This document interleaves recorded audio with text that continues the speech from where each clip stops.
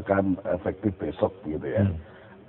Memang sejak awal terjadi perbedaan di dalam mensikapi menyangkut surat keputusan Menteri Hukum dan HAM tentang pengesahan partai politik. Dalam konteks ini adalah P3 dan Golkar.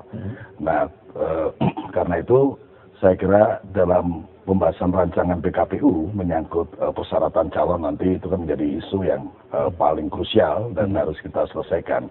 Tetapi sejak lama saya sebenarnya sudah mengingatkan bahwa kalau mau dipersoalkan adalah Mahkamah Partai Golkar.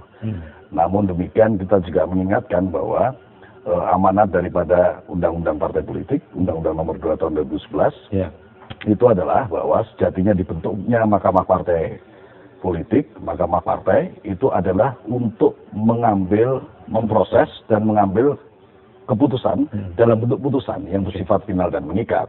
Nah karena itu kalau kemudian ada tafsir yang mengatakan bahwa Mahkamah Partai Golkar yang diupayakan untuk menyelesaikan konflik yang ada tidak mengambil putusan, ini maka menjadi aneh. Karena filosofi, karena semangatnya asbabun nusulnya diadakannya Mahkamah Partai itu untuk menyelesaikan konflik kepengurusan. Sehingga tidak membawa dampak ke... Ya, atas dasar itulah maka kemudian Menteri Hukum dan HAM menerbitkan SK.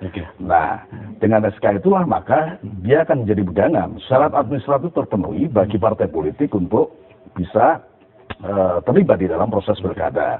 Nah, sejatinya secara politik pun kami berharap Partai Golkar P3 tetap bisa untuk terlibat dalam proses pilkada dalam jumlah yang 260. Acuannya apa tadi kalau disebutkan Bu Ida tadi? Tentu saja menurut hemat saya akan lebih tepat ya sambil menunggu putusan pengadilan ya SK Menteri Hukum dan HAM itu saja yang digunakan. Tapi disebutkan tadi yang sedang diajukan sebagai objek perkara, kemudian ada putusan.